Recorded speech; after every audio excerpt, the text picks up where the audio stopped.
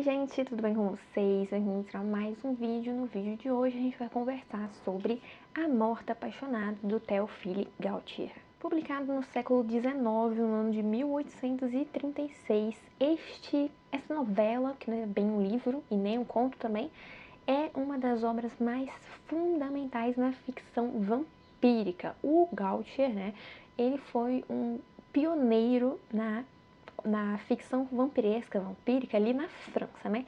Mas aí o que a gente vai ter aqui nessa novelinha? E já avisando, essa vai ser uma novelinha em que eu vou contar tudo que acontece na história, tá? Então, para alguns isso pode ser considerado spoiler, mas como se trata de uma novela, de uma narrativa mais curta, não vejo tanto problema assim, tá? Porque a graça está em ler o texto, não saber o que acontece. Mas vamos lá, o que a gente vai ter aqui? Aqui a gente vai conhecer um padre, que é o Romuald, que ele acabou de fazer o seu juramento, né? E no ato desse juramento, porque quem tá contando essa história aqui pra gente é o próprio Romuald do futuro. E essa narrativa, ela já tem uma característica de uma contação de história oral, porque essa narração ela é feita em uma espécie de diálogo. O Romuald está contando essa história de um período da vida dele em que ele se envolveu amorosamente com uma vampira para um interlocutor. Então a gente tem um interlocutor ao qual ele se refere em diversos momentos, ao longo dessa narrativa ele se refere a esse interlocutor, mas esse interlocutor ele não tem voz aqui na narrativa, ele não tece comentários, se tece o Romuald não os acrescentou aqui na hora de passar essa historinha pra gente aqui.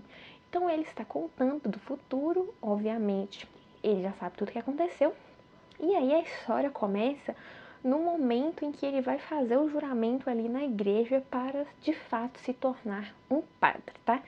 E aí, nessa igreja, quando ele está ali, né, entrando a capela, ele vai ver a figura de uma mulher ali que vai estar olhando para ele com um olhar meio penetrante, uma coisa assim, que ele vai ficar meio chocado. E aí, logo de cara, ele já acentua a característica física dessa mulher, que é extremamente bela, que chega a ser de uma beleza imortal.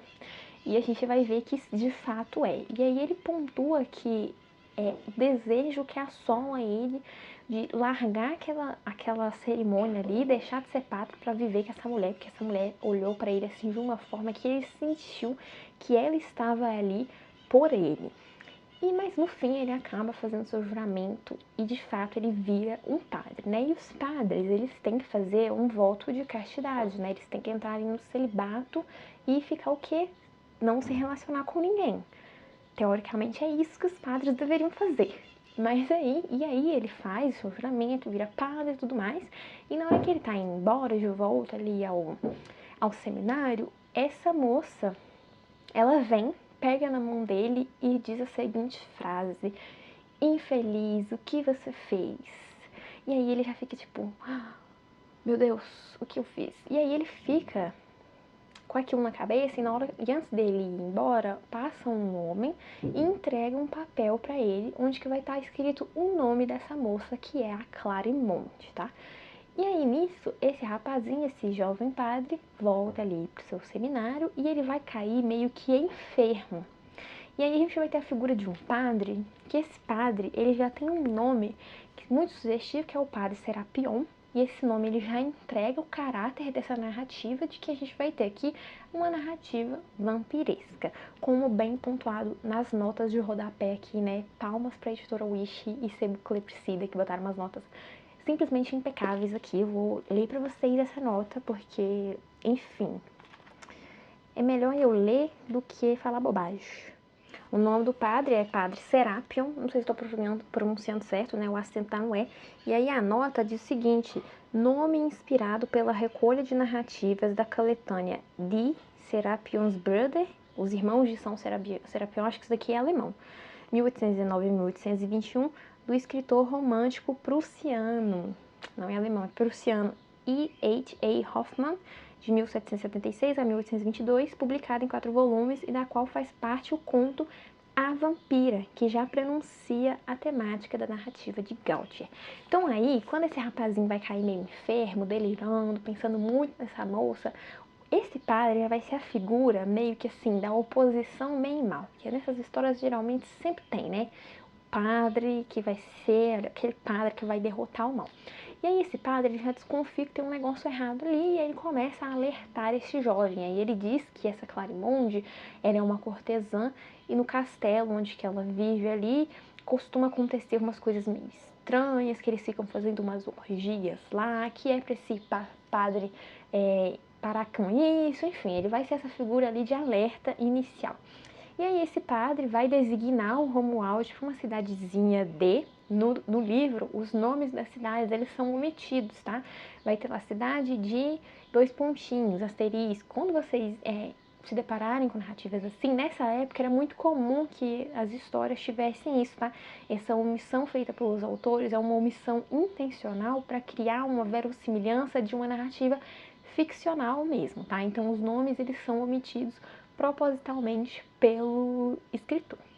Então ele é designado ali para uma capela, para ser o padre dessa igreja que o padre anterior morreu, então ele vai para lá.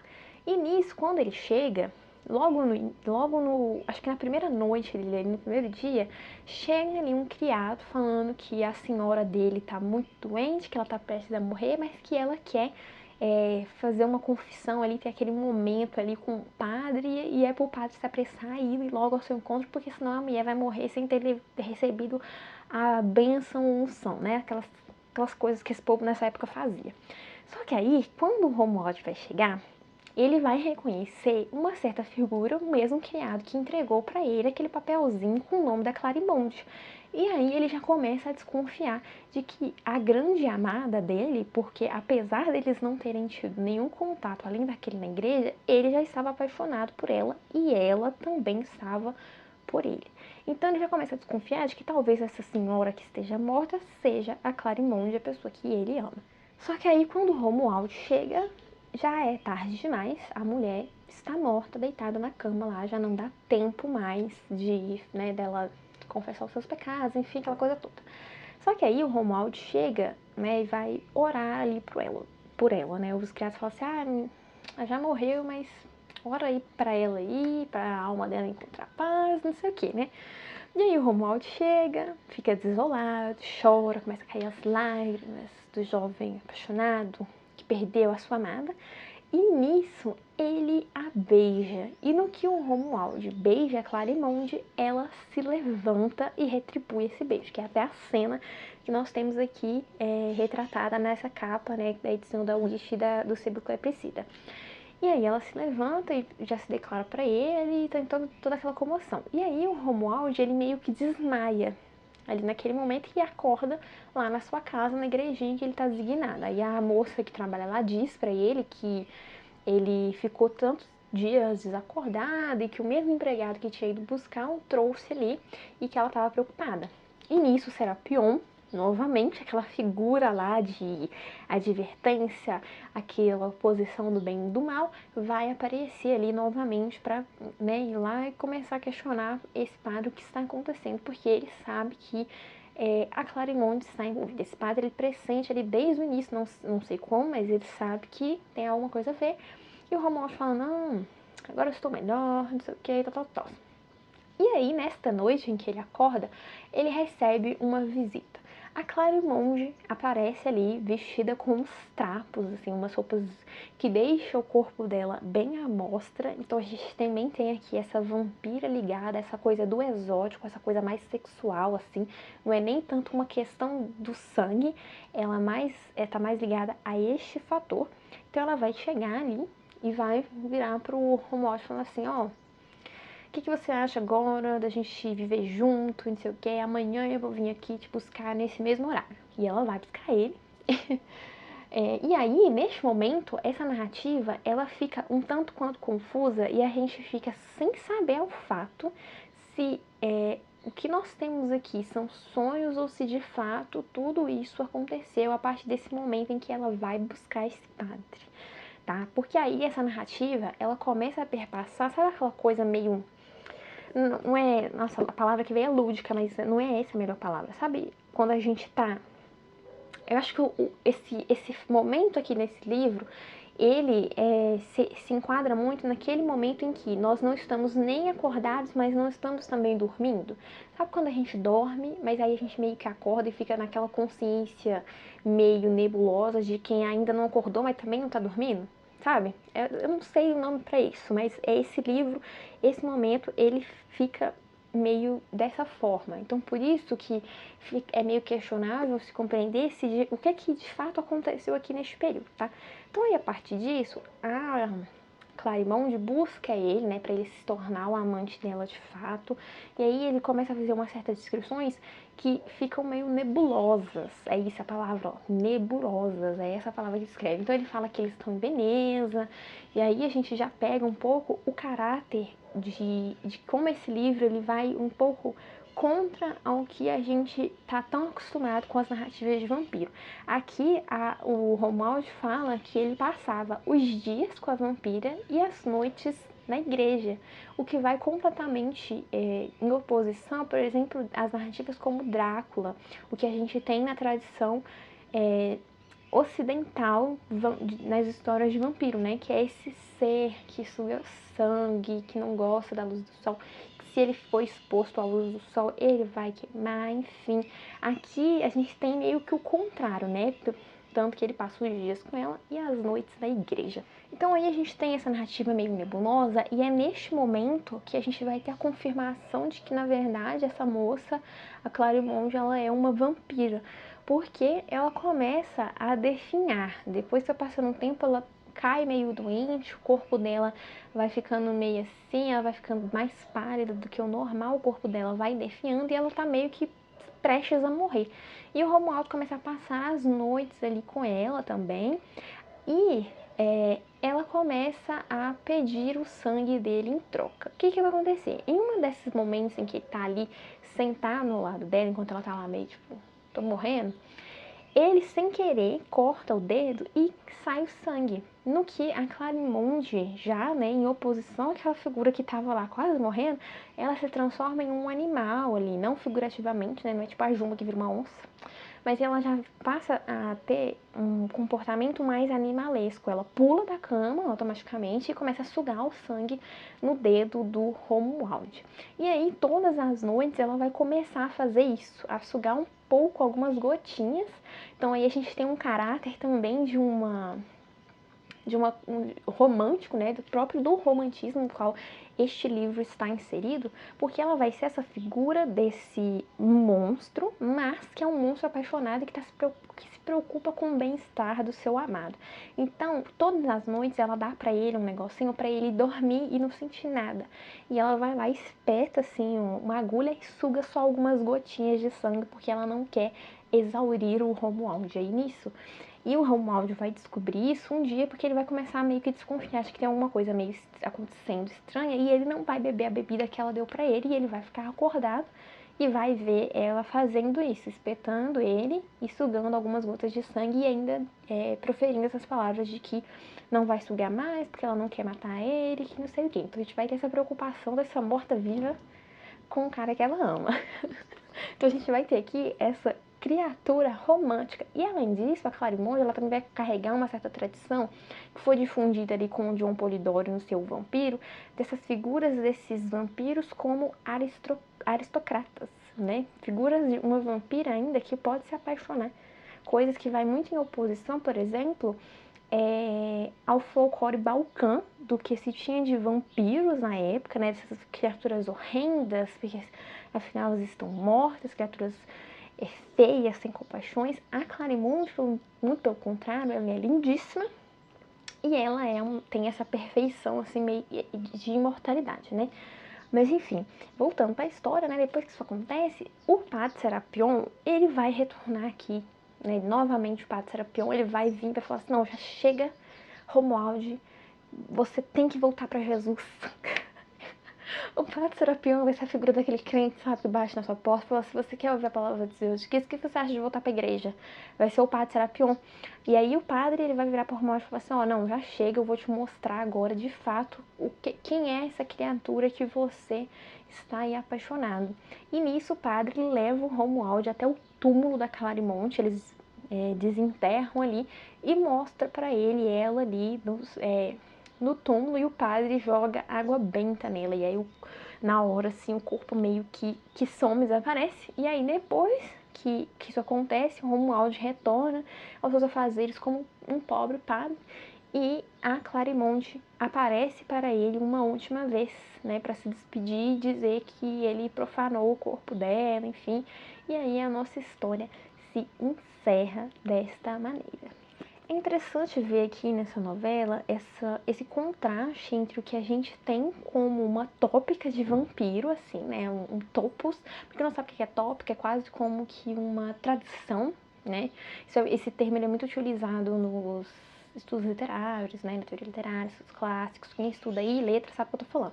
Coisa que esse livro aqui, ele vai acabar difundindo, né? Como eu disse, a gente vai ter essa vampira que é capaz de se apaixonar e pensar no bem-estar da pessoa que ela ama. Que é uma tópica que depois vai ser explorada muito no cinema ao longo do século XX, XXI, tanto que desses vampiros que se apaixonam por humanos. Tanto que depois a gente teve o quê? Crepúsculo, The Vampire Diaries, né? Isso aí, olha só disso. Tem uma tradição por trás disso, essas autoras não tiraram isso do nada, tá vendo? Tá, veio daqui, ó, da Morta Apaixonada, o próprio título já entrega isso daqui. E outra coisa mais interessante também são esses contrastes entre Drácula, por exemplo, porque Drácula ela é uma das histórias mais canônicas de vampiro. Quando se fala do vampiro na literatura, automaticamente a gente já pensa no Drácula, né? Só que a gente vai ter grandes diferenças aqui. Por exemplo, nas descrições do Romuald, ele não fala, por exemplo, daqueles caninos, daquelas presas que descem, que no Drácula, que ele enfia no pescoço das pessoas e suga. Essa coisa que o Drácula, por exemplo, ele consegue ter um contato com outros animais, muito pelo contrário. Aqui, a figura animalesca vai estar propriamente, né, a vampira. Então, a vampira, apesar dela apresenta esses dois contrapontos aqui, né, de um dado momento ela ser essa figura quase angelical, né, uma figura muito bonita, com uma beleza incomparável, uma beleza imortal, mas no momento da sede, no momento da fome, ela se transforma nessa figura quase animalesca, na descrição dos olhos que se assemelham a olhos de gato. Enfim, gente, esse é um livro, uma história muito interessante, assim, de se ler e ver como que foi, como que se deu essa tradição vampiresca na literatura ao longo do passar dos tempos, né? E essa edição da Wish está simplesmente impecável, né? Eu vou ter que falar disso daqui, né? Essa daqui foi uma edição que eu apoiei no Catarse, não lembro se foi no ano passado, se foi no início desse ano, não lembro quando que foi, mas eu recebi o livro tem alguns meses, tá? E aí essa edição aqui, além dessa novela Morta Apaixonada, a gente também vai ter outros contos, que é o Cachimbo do Diópio, Pé da Múmia, o Cavaleiro Duplo e também temos um poema, que é As Marcas Amarelas. E as ilustrações são da Caroline Murta, que estão muito boas, tá? E a gente também tem um prefácio aqui interessantíssimo, escrito pelo Bruno Anselmi Matangran, tá? Enfim, eu sei que essa edição aqui, ó, tá chuchu beleza, impecável, então se você ficar com vontade de ler, muito provavelmente deve ter e-book na Amazon. Eu não sei como é que funciona as vendas dos livros da Wish depois que passam do Catarse, mas enfim. Deixo aqui a indicação pra vocês de uma novela muito boa sobre vampiros. Se você gosta de vampiro e você tá procurando uma narrativa um pouco diferente do que você já leu até então, está aqui a indicação perfeita pra você. Então é isso, era isso que eu tinha pra conversar com vocês sobre essa novela maravilhosa sobre vampiros que eu li. Eu adorei, é uma boa opção pra quem tá procurando dicas de livros aí sobre o Halloween, tá? Se você gostou, deixa o like, se inscreva no canal e comenta aqui pra mim o que você achou do vídeo. Se você conhece esse autor, essa história, enfim, eu vou adorar saber. Vamos trocar aqui figurinhas, tá bom? Então é isso, um beijo e até a próxima.